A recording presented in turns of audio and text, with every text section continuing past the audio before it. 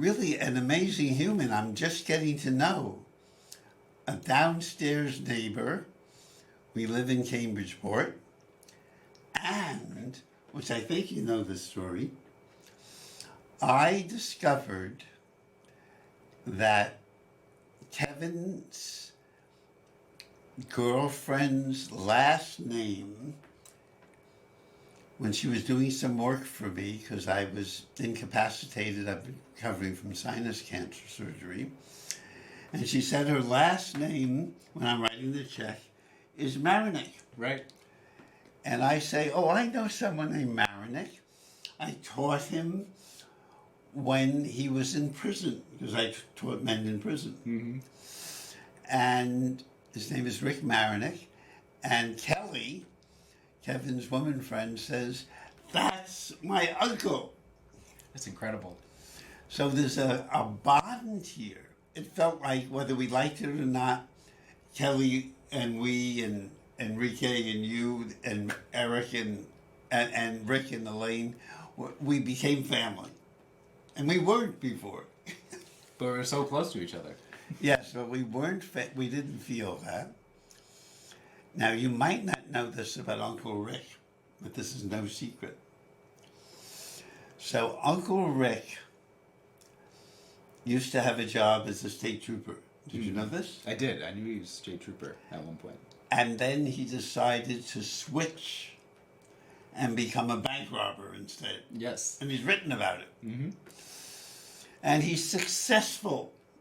You know that mantra, only Brinks can open the safe? Uncle Rick could open it. He planned. Well, one day, after successfully opening something like a Brinks safe with lots of money in the car, and they switched cars. And you might not know this part. No. They switched cars, happily driving in the mountains, coming over a big hill, and they see a roadblock. And they can't turn around, they're going down the hill. And Rick has a choice. He can try to shoot his way through, which is not, or he can surrender. And he surrenders. And they do not like it when state troopers switch their jobs and become bank robbers. So he was given something like 10 to 12 years. Wow, yeah. And he spent some time at a place for insane prisoners. Might have been Bridgewater. Sounds familiar. And it's easy to offend someone because Rick doesn't mess around. No. One of Rick's jobs before this was to, if someone owed his boss money, he would see when they're in a phone booth, they had phone booths then, and he had a hammer he carried on his arm. Wow. And he would remind them that they owed money to the person he was working for. And he also told me, if I have this right, that he was in Whitey Bulger country. Sounds right, yeah. But Whitey didn't mess with him because he had some brothers working with him and knew if he messed with Rick, the brothers would come after him. So they left Rick alone. But when he was after he was transferred out of this place for mentally disturbed prisoners, he had offended someone, and he knew that someone was going to ask him to take a walk in the woods, and he wasn't going to do that. And so he survived. He was tough. Uncle Ricky is tough. Yes, he is. So I teach him. I teach him how to write. Yeah? He's so grateful. He's a pretty great writer. Yes, he was on the front page of the Boston Globe. Yeah. After he gets out, it's hard to get a job. He's working building the Ted Williams Tunnel. just under the water they're doing. Wow, I did not realize that. And one day it's collapsing, and they're pulling him out. And he says, "Wait, wait!" And he goes back in. I gotta get my journal. This is a true story. Wow. And that journal becomes part of one of his books.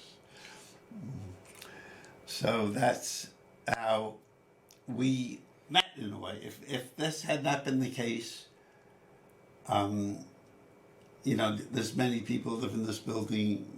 They're nice, we're nice, but we don't know each other. Right. But somehow this particular connection, I'm not even sure why.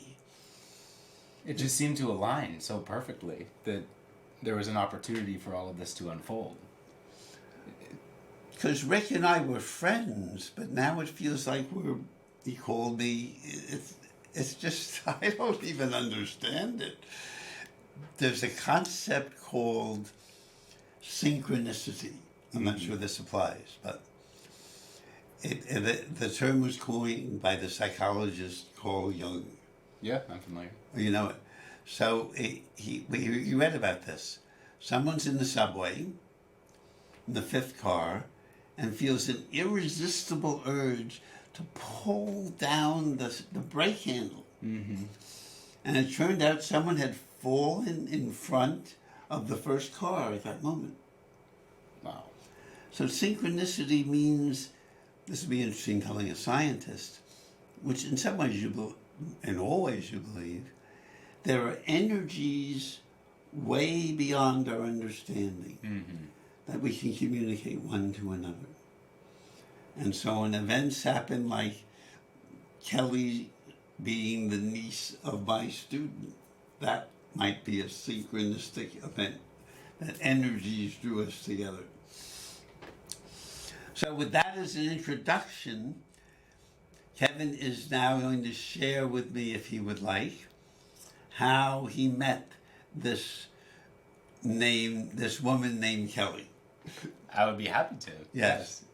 So I'll often say to folks that Kelly and I met in a parking garage, which was a bit odd, but we met on a dating app, actually, which seems to be becoming more and more common these days. What app? The app's name was Bumble. Oh yes, I've heard of it. You've heard of this? And is it any special from other apps or not? Yeah, the specialty is that the woman has the chance to make the first move. Oh, the men cannot? The men cannot. No! Wow, Yes. good for you. Yes. Oh, wow. So So a certain kind of man joins. Yes.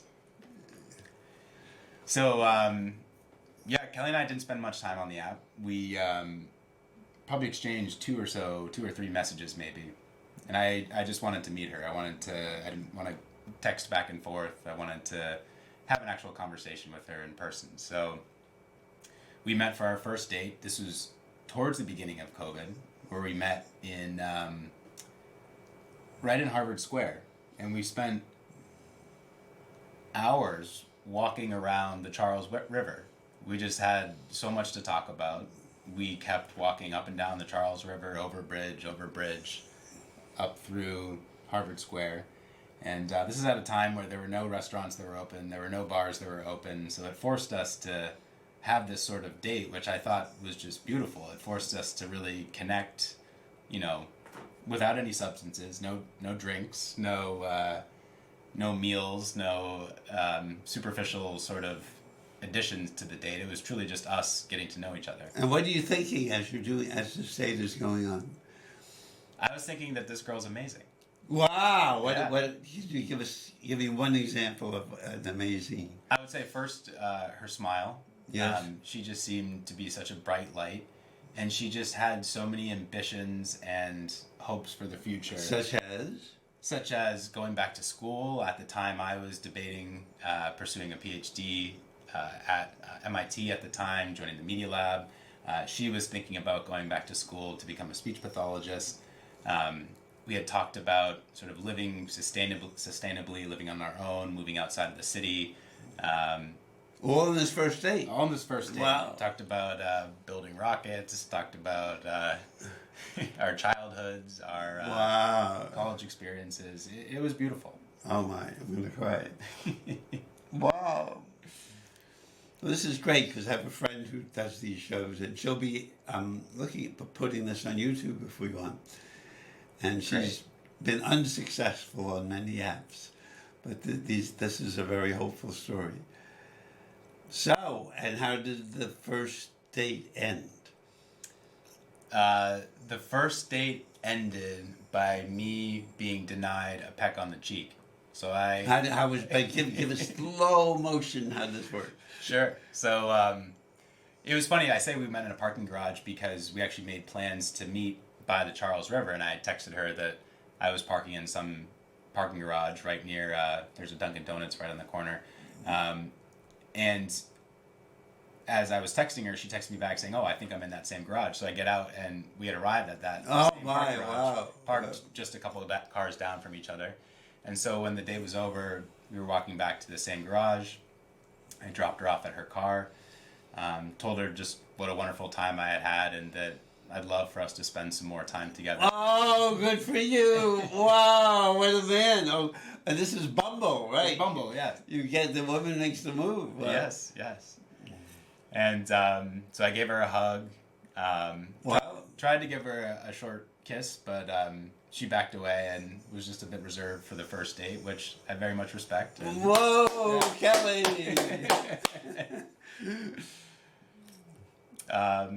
Yeah, and then we said our farewells, and I texted her later that night, and we continued on for another date and many more dates. And 3 years later, here we are with Michael. Well, so how did you decide to live together? It wasn't as much of a decision as it just sort of naturally happened, I would say. Where I was living in Waltham at the time. She was living in Somerville with some roommates. I was living with some roommates. We just began to spend more time in each other's houses with roommates, which we all got along with very well.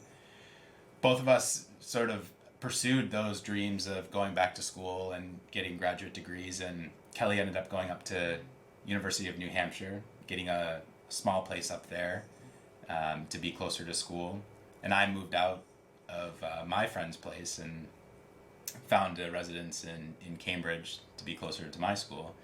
And pretty much every other week we were spending the week either up in New Hampshire or down in Cambridge, so we just naturally started to essentially live together without actually living together. I understand. And just recently, actually starting this September, we'll both be living in the Cambridge house on Chestnut. Oh, you haven't been? Yeah, that's the funny thing, is that technically we're not living together, but she's there almost all the time. So oh, I did not know this. yeah, she still has her place up in Durham, New Hampshire. Wow. Yeah, but she'll be getting that lease ends, I think, at the end of this month. So she'll be full time in. And she can help pay the rent. Yes, exactly. Oh, wow. Oh, I did not know this. Well, it's the sense is, which is different than my relationships, that it's been pretty smooth for you. Yes, definitely pretty smooth. Yes, that for both of you. That is not, and it's challenging because she has she shared this with me. Maybe I won't say it on television, but she didn't grow up in this typical happy home. Correct. Yes. And you? I think I've been very blessed to have a great childhood. Wow. So even to hear someone say that nowadays is so unusual. Help us. I think, too, though, I think that's one thing I've found so just attractive about Kelly is that even with the background she has had, like I said, she is such just a bright light of hope and optimism, and you wouldn't know that. I think you would have assumed the same upbringing from me as her. That She really is amazing and has an amazing outlook on life. It's very different. So you grew up, how did you grow up? I grew up in a family of five. So mother, father, and two younger siblings, one brother, one sister. Oh, you're the oldest. I'm the oldest. My sister is 3 years younger. My brother is 10 years younger. And you grew up where? In Hudson, Massachusetts. Oh, Yeah. so this is kind of a small town? Small town, which is, I mean, it's been growing quite a bit. It's a much bigger Yeah. happening place now, it seems, but very much a small town when I was growing up. And your parents did or do? My father's been in software, and my mother pretty much, yeah, has been in software as well throughout my entire life as more of a product manager sort of role. And you had a home? Had a home. You had a home? I Had a never home. lived in a home. Yeah, it was beautiful. I lived in two homes growing up, both of which were on the same street. Oh my. Right? Yeah, just It was few just hundred feet down It from was each just other. a happy life. Oh Yes. my Lord. It was that opposite Kelly is mine. It really was. Yeah. Well, it's also beautiful to, I wish we could keep a journal of your life together, because those are very different. I once went out with a woman who had a very happy childhood, and she didn't understand any of us. Really. I told my friend when I was going to date her, I said, I'd love to meet a woman who doesn't have traumas. Mm-hmm. And my friend said, Michael, what would you talk about? And this woman first woman that had no understanding of what I was talking about. So you probably will be enlightened to discover some of the challenges most of us have growing up. Very much so. And it seems like you're game for it, which is great. Mm-hmm. Well, thank you. I have a whole different sense of you. I think we should do that. I mean, I'm tempted to tell you the story of when I met my woman. I would love to hear that. Oh, okay, Yeah, then I will. Please. Okay, but we have a very different relationship. Okay. So, I've been writing this book called Verse to Better. Right. A poem for each day of our We have a year. copy. Yes. I'm always learning something new every day. One of my roommates said, I can't stand it that you're learning something new every day. I've only learned two things, said my friend Joel Keenan. And the two things he learned was to be nice and do your homework. And at the age, older than you actually, at the age of 33, he decided he wanted to be a doctor, which is old for that. Mm-hmm. Had to go back to school and learn organic chemistry, which is not easy at that age. No. Married a cashier, even as he was this doctor-to-be, who was nice. And so he had done the two things. He was nice, and he did his homework to become a doctor. And he kept applying, and in the third year of applying, the University of Vermont took him, because he seemed so unusual. Well, after I told Joel I like to meet a woman who doesn't have traumas in her life, one date with this lovely woman dissuaded me. So I start writing this book because I learn something new every day.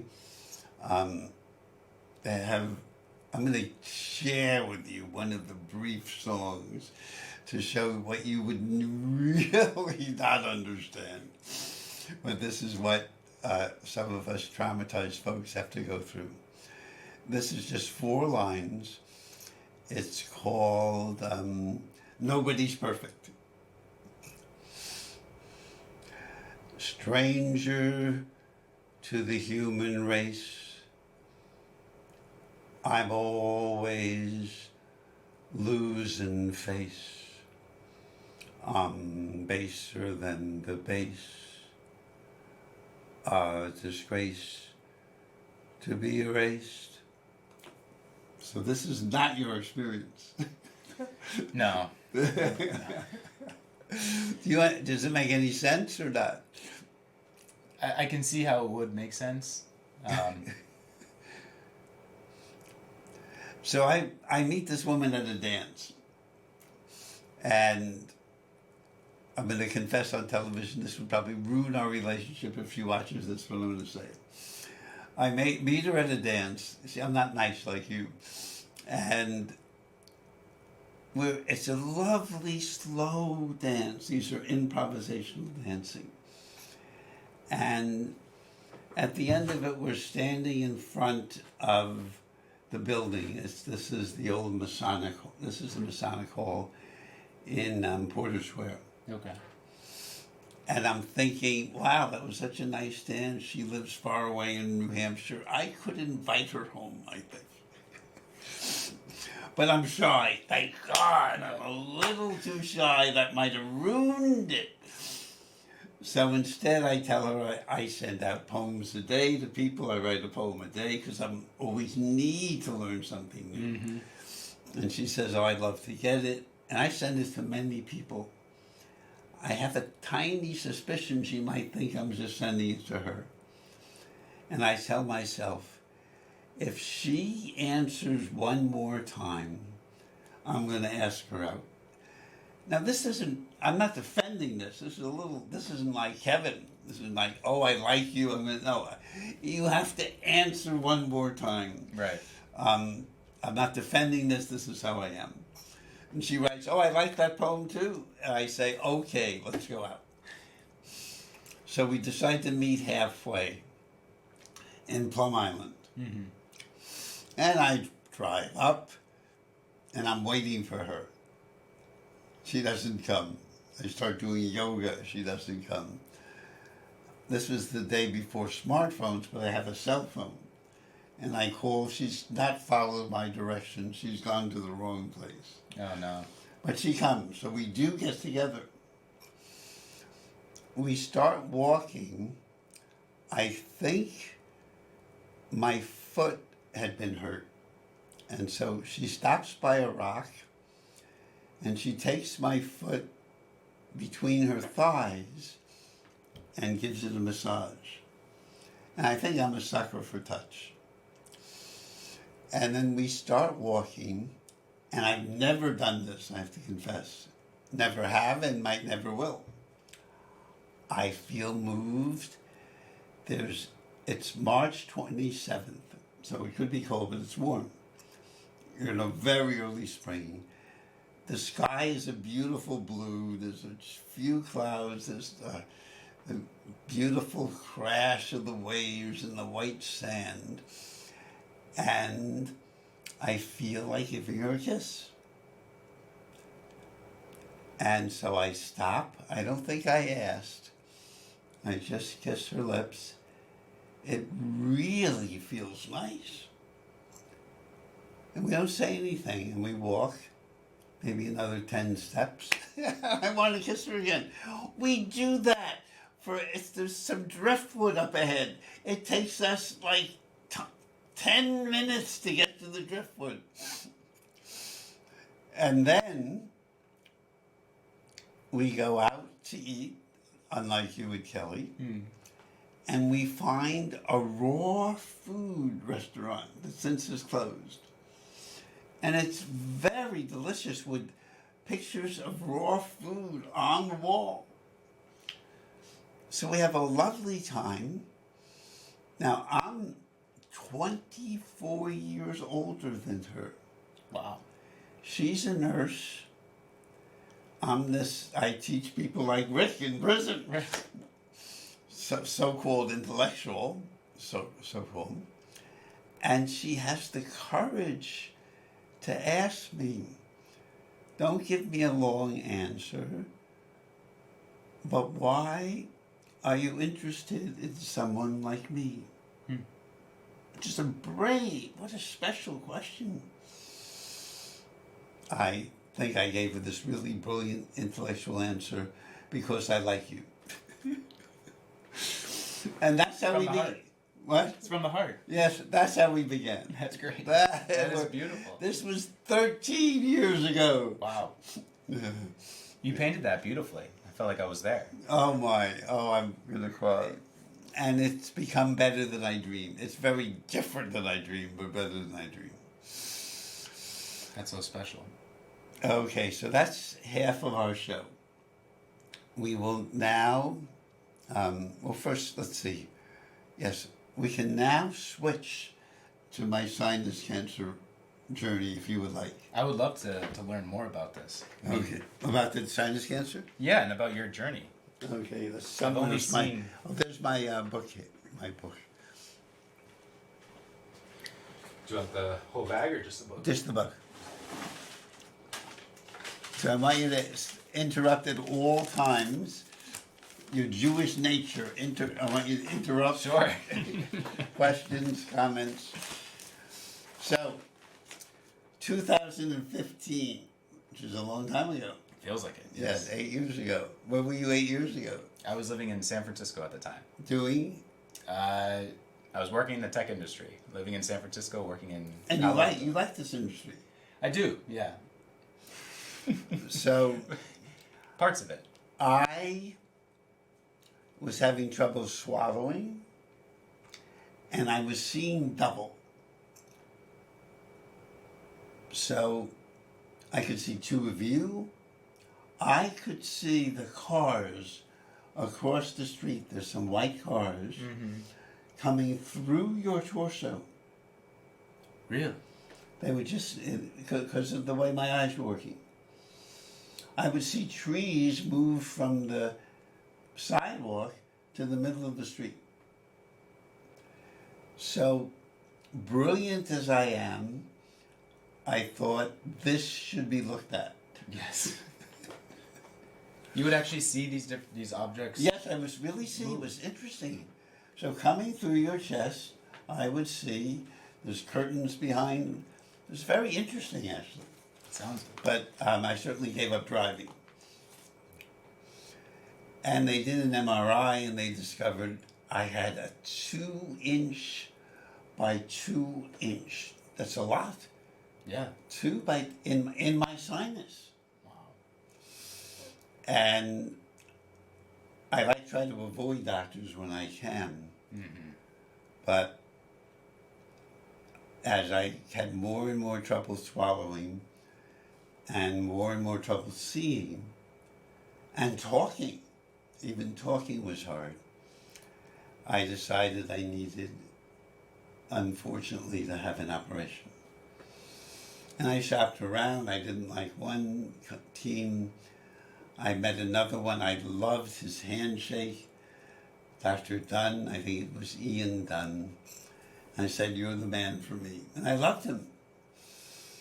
And I wanted first a biopsy. Because the first team wanted to do the biopsy and the operation at the same time. And I did not want that. I might have suffered. You'll see how this turns. So he does a biopsy, and I have what's called chondrosarcoma. And chondro, I just looked it up today because I knew I might be talking with someone. Chondro means cartilage. Okay. So the cartilage becomes cancerous. So which is probably why it's 2 inches by 2 inches. I even give it a name, Georgie Porgy. And I had another talk by phone with the first surgeon, thanks to my primary care physician. And he said, "I want you to see me because now that we know what it is," they didn't know what cancer was, "you might be eligible for proton beam therapy." What is proton beam therapy? Proton beam is this huge machine that shoots protons at your head and can kill cancer. And I visit this surgeon, Dr. William Curry, for 7 minutes at 7:15 with my friend, and who's a wellness nurse, and he gets me in touch with Dr. Leach, with his German accent, who calls me the following morning and talks for over an hour why this would be better for me. And I'm so happy I don't have to have surgery. Yeah. I go all summer, and Dr. Leach says, your sinus cancer is dormant. I just lie down, I have a mask on my face, and it's that way for 8 years. You don't feel anything during No, the no, procedure. I just learned to bliss out, make friends with other people who have different cancers. It was very nice, 5 days a week, I think. Oh. So I think I'm fine. 8 years later, this eye of mine, this right eye, the iris starts going all the way to the nose.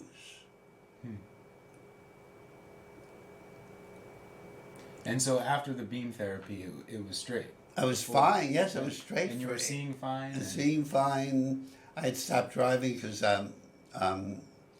my vision isn't so good at night. But the trees intersecting. They stopped, all that stopped, all of that stopped. Okay. I mean, occasionally I have a hint of it.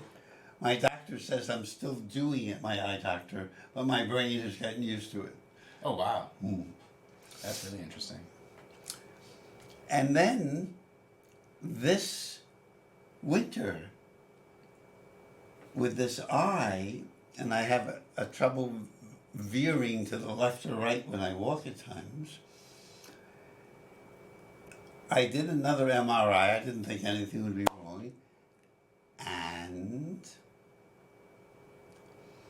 I think I could avoid the surgery, but the nurse practitioner who had ordered, who was associated with the doctor who ordered the MRI, the same one that told me about proton beam therapy, said, your sinus cancer is growing. And I'm meditating. I give it a name, Georgie Porgy. There's an old song, Georgie Porgy putting them pie, kissed the girls and made them cry. And when the boys came out to play, Georgie Porgy ran away. I'd say, Georgie Porgy, and he's saying, I'm okay, you don't need an operation. But they do another MRI, and it's grown in 2 months.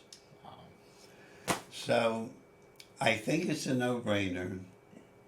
To do the surgery. To do the surgery. I had a choice between Dana-Farber or this guy I had known, William Curry, Dr. William Curry, who's one of the few people I met in my life who I think, this guy's a mensch. It's hard to describe, but he seems so wonderful. What about it? I don't know. What about him? I don't know how to describe. He's a mensch. A mensch means you're really a human being. I'm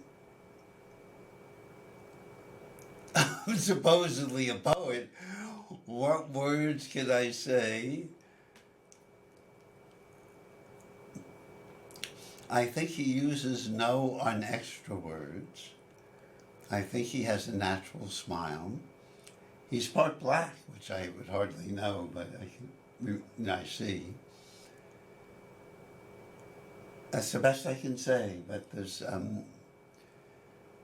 don't have this feeling. I might not have had it with anyone but him. I'm sure there's others around. So my brother drives me to surgery. My brother, who it's taken 78 years for us to be friends. Wow. It was a tough family, so I got all the attention, the good, the bad, and the ugly, and they paid no attention to him. How many siblings did you have? 2 other brothers. 2 other brothers. Oh, wow. Yes, it was, you have no idea. It was quite, my beloved mother would hit me all the time. Oh, jeez. Whack, whack. And if I cried, she hit me more. Stop crying! You make me feel like a lousy mother. Stop it, Kevin! Oh, Stop man. it! That's awful. This was daily. That was just part of it. We won't go into more on those. Wow. So we were not close. Len and I regarded him more as a obstacle. Mm-hmm. I wanted the attention. When my dad used to twirl us around, when I was 3 and he was 1, he'd do me and then he'd do Len, and I'd get in the way. I wouldn't even want him to do Len.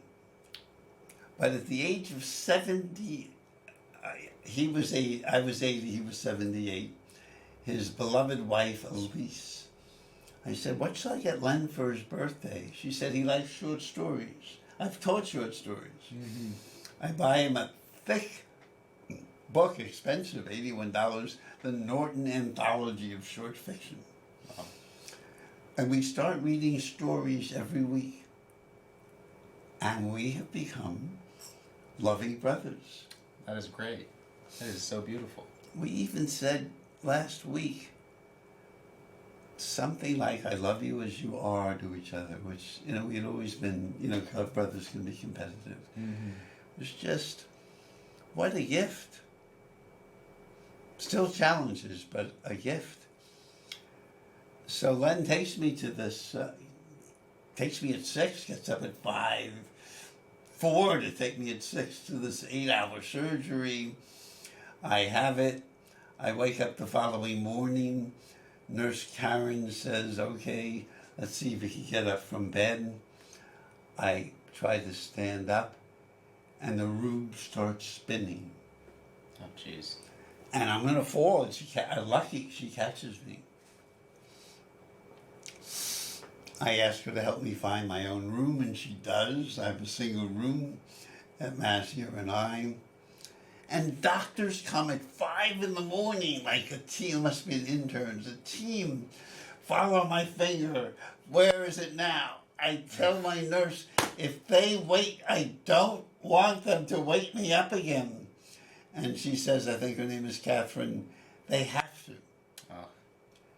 And philosopher that I am, I say, you don't have to do anything you don't want to do. Nothing. You don't have to do anything. One of my heroes, when he was told he had to grade his student, says, I don't want to. And didn't. Lost his job, but he didn't want to pigeonhole them. So she says, so I said, tell her again, you don't have to do what you don't want to do. She says, they have to. And coming out of my mouth, the first time in my life, let me sit a little closer to you. The first time in my life, the words that come are, if they wake me in the morning, because I'm supposed to be healing. Mm-hmm. To wake me at 5 in the morning is not healing. If they wake me in the morning, I'm going to shoot them. Oh, God. I say this. Fortunately, I'm talking to my friend, and after a half hour, she convinces me to apologize to Catherine. I say, Catherine, did you write it down? She says, of course. But I also wrote down that you apologized. 7 the following morning, a gentleman happens to be black with a sport coat on, no tie, asked me with a smile on his face, can I look through your stuff? Mm-hmm. They're looking for a gun. Oh, they were looking for a gun? Yep. Security officer? Yep. Or? Looks through my stuff, comes back with another big smile, raises his hand like this, and says, of all things, blessings. It might have been a coincidence, but that morning they want me out of there.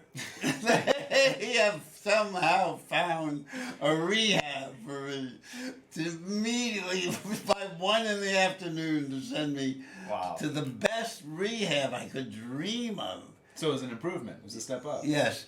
Spalding Rehab in Charleston. Unbelievable. Like this wall here, which you folks can't see, the whole wall is glass. Oh, that's beautiful. So you can see the outside world. And the outside Nature. of the world was the Atlantic Ocean, Oh, wow. with a beautiful sky above, really healing. This is where I was for, I think, over 2 weeks. That sounds like a great place to heal. And it was hard to walk. I learned, it was really a good trip. Every move counted. Mm-hmm. If I did not focus on my legs, and even the joy I had that they were moving, I would stumble, sometimes even get dizzy. They'd have to watch me carefully. If I turned my head to the left to see what's there, that would be too much for me. If I talked while walking, too much. I had to really learn every little thing matters. I have a friend who said, my friend Barbara Michaels, every moment is a gift, even if it sucks. And I learned this. And it's a great gift because I'm writing this book about how to dance all the time. And so I really had to learn to dance with this tiniest of movements in order to learn how to move again. So I was really grateful, very, very grateful for that. Well, eventually I got too well, and they wanted me to leave. Let's see if I left anything out here. So when was this? When was this? This was about 3 weeks ago. Oh, 3 weeks ago. Yep. See what if I have this. I think I told everything I said. Before I left, they wanted to take the nose padding out of my nose because that's how they did the operation. Okay. They went through the nose into the sinus. And I go into Dr. Holbrook's office, and it's very painful, but he takes the nose padding out and leaves me in the waiting room for an ambulance to take me back to Spalding. And I start to bleed. And I think I'm a man, I can take it. I borrow a whole box of tissues, ask the receptionist, can I have this? After I take it and try to stuff in my nose, it keeps bleeding for 8 hours. And so finally at Spalding Rehab, they send me back to Dr. Holbrook. I see him in a makeshift emergency room. He takes a very hot iron. Oh, cauterizes it. And cauterizes both nostrils. I start by yelling, "Ow! Ow!" And then I surprise I'm starting to yell, "Allah! Allah!" I'm a Sufi dancer, so Really? apparently I'm calling Allah, which is another name for Elohim or God. They didn't numb your nose. They might have numbed it, but You it still felt it, yeah. still hurt a lot. Wow. And Dr. Holbrook says, "My receptionist should have known to send you back to me." Gee, didn't sound like he was taking much responsibility for that. Mm-hmm. Dr. Holbrook, I'm not going to say more. And one of the benefits of Spalding Rehab is you get free spiritual counseling. During your whole stay? Oh, Spalding Rehab is like, this is before your time, when the North Koreans, with the help of China, invaded South Korea. They didn't have the weapons, but they sent thousands and thousands of people into this more well-armed South Korean U.S.-supported army. Spalding Rehab felt that there was one loving person after another coming, and it was really, I said this is the best paid vacation I've ever had in my life. It was really the best vacation I ever had. It was just inundated with love, which was very healing. And when in the spiritual discussion, I think her name was Amanda, and they're wonderful. They don't try to convince you of anything. They go with where you are, and they just help you explore. So I explored what happened in the waiting room. And I realized I didn't want to just blame Dr. Holbrook for leaving me there. That if I had a little more self-love, which you probably have, I would have taken myself back into his office and said, I'm bleeding. And it was very empowering for me to be responsible for that and not to blame him. Well, they want to throw me out. They said, you're too well now. You don't need a doctor. Your stay is over. Yes. But the OT said, occupational therapist said, you're still too unsteady. You should go to another rehab. And there weren't great choices. One, I forget the name of one, was called, my nurse friend said, don't go there. I read the reviews, and the review said, this place is a scam. So I decided to go to North End Rehab, which my friends also said, don't go there. Really? Where's North End Rehab? It's right in the North End. In the North End, Boston. Yes. But I couldn't decide to go home, and I was feeling dizzy. So at the last minute, I decided I'll try North End Rehab. And there's an old mantra, hell is also an interesting place to visit. At North End Rehab, I quickly learned, which is an experience I think we should all have for just a little while, what's it like to be in a place where nobody tells the truth? Nobody. I have a styrofoam cup. I'm still wounded. I asked an attendant, could you fill it with water? He says, sure. Takes it, does not reappear. I asked them for a urinal because I can't safely get up at night. They say, yes, it doesn't come.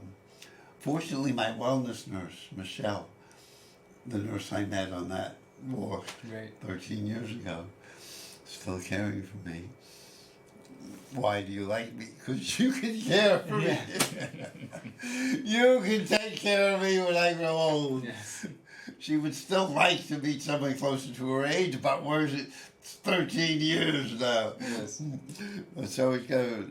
We call each other every morning and night, 7 days a week, talk and pray. Oh, that's wonderful. Where is she now? She's not in the... She has this amazing job. Very hard. She's working for Neville Place, which is right next to Fresh Pond. Okay. Adjacent to Fresh Pond. It's assisted living. For many people, it's expensive, $7,000 or $9,000 a month. For some, there's subsidies. There's 72 people. She's responsible for all of them and the workers. Oh. And for the first time in my life, because I'm a badgerer, I badgered her to enjoy her work. Taught her. She kept saying, you can enjoy this. There's going to be trouble every day. You know it. You got to either enjoy it or it'll wear you out. So she actually likes her work for the first time. But it is, her fellow nurses out for paternity leave. It's just way too much. But, why are we talking with her? Oh, but, well, she was the one who helped me, though. For your time to leave. Oh, yes. So I go to North End Rehab, and she gets me the urinal when I have to go back to work. They do not tell. There's no truth telling. They come and ask, what would you like to eat? I say, I'm a vegetarian. I'll eat fish and chicken, but not red meat. It comes with sausage. I say, why is it sausage? And the waiter says, it's pig, it's not meat. The next time I ask for spaghetti, it says spaghetti on the I say it's spaghetti here, there's no spaghetti here. He said, that's for me to know what not to bring. Oh, they are amazing. The doctor there, a smiling doctor, says, I said I might need an ambulance to go home because I decided I cannot stay here. It's actually helpful. when I look out the window, which is not like fully, I see in the distance a church. I look up the name. It's Saint Leonard, which is the name of my brother. Yeah. And so that felt that. So Michelle helped me see this, Michelle, and so I could eat this food that is not what I eat very little there. But Michelle had brought food, thank goodness. So I have food for 3 days, and I tell the doctor, could you find out if I can get an ambulance to take me, or if it would cost me? He said, sure. No word, nothing. People do. There's Seems no awful. connection. It's quite. So it was interesting that there was nothing you could. No support. No support. Nobody visiting. It was just. There was one brief moment of PT where they took me down and they were doing, raising legs, but nothing like Spalding. We have an hour of. PT every day and. Yeah, so I escape. My brother takes me home, but he's a psychiatrist, and we both don't know, as I'm getting out of his car with my walker, that I'm still super susceptible to any change. And I'm standing on the landing at our home on Chestnut Street in the back, and with a walker, and I try to move into the hall, and it's too much for me, and I fall on the walker. And now I'm shucking up, I'm on the ground. They eventually help me up. It's really hard to get me up the stairs. Fortunately, when I start to vomit, there's some paper bags around, and they finally get me home. So that's my sinus cancer story. And I've just written. I think I have. So I'm writing a book, my second book, which you'll get a copy. Please, yes. It will be out soon. It's called HEEL SOUL. Heal Soul. 366 ways to dance through our days. And there's a pun on days. Days could be like, which I've been in, like being in the days. Works for a leap year. Yes, I have to give every day, yes, to be fair. And at the end, I don't know if this is going to work on television, but we're going to try it. Let's do it. Okay. After the 366, I have what's called postwords. Okay. Just the things I've learned in this surgery journey. I don't know how this will work, but we'll try it. The whole book is a conversation between me and my dance teacher, Pat. Okay. And it's mostly fiction by now. I took the notes, but I've changed it. So this is what I learned in surgery. So it's Mike. I'll be Mike, you can be Pat. Sure. Okay, so Mike's walking in a walker. And I'm telling Pat, in the morning, what I just told you, after 8 hours of surgery, Nurse Karen asked me to get off my bed. I rise, and the room truly starts to spin. Fortunately, Karen catches me while I'm falling, and that would have been really trouble. For a month after surgery, I learned that every move, just what I taught you, like turning my head to the side, and every thought, like failing to focus in front of my eyes, can help or disrupt my balance. And see how this works. This is what Pat says.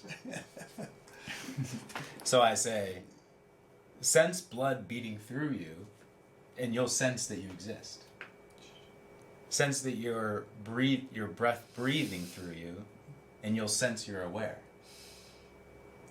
And now sense the pleasure coming to and through you, skin. Through your skin. Through your skin.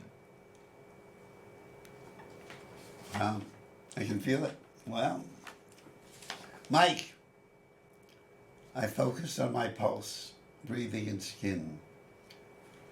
I imagine I can feel that you and everyone enjoy the blessing of existence. I left out the I, that me here. I have to rewrite this. Okay.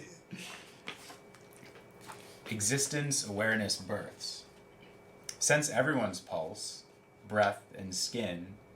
You'll birth joyful dance with energies moving through you. Does that make any sense? Not much, huh? No, it doesn't. No, I do. I see that. I see that. Maybe. Sense everyone's pulse, breath, and skin, and you'll birth joyful dance with energies moving through you. No, that makes plenty of sense. Oh, good. Yeah. Wow, this is the first time. And to end our show, I've had in this book, there's 183, I call them haikus. They're like a haiku, and they try to capture a certain, what I'm learning day by day. So if you wouldn't mind, you can read the closing haiku and the end of Heal Soul. Can I start with the title? Yes. This haiku, happy productivity. From heartbeats we sense we exist, while breaths make us aware, moving all through skin to birth blessed events. Yeah. Wow. Okay. You have 25 seconds to say whatever you want. I just want to thank you, Michael, for giving me the opportunity to experience my first time on broadcast TV. No one would know. You're Yeah. a natural. Wow. Get to spend some time here with you, understand your story a little bit. Wow. It's been a true pleasure. Thank you so much. Thank you. Wow. What a surprise. We hadn't planned this. He was just my driver.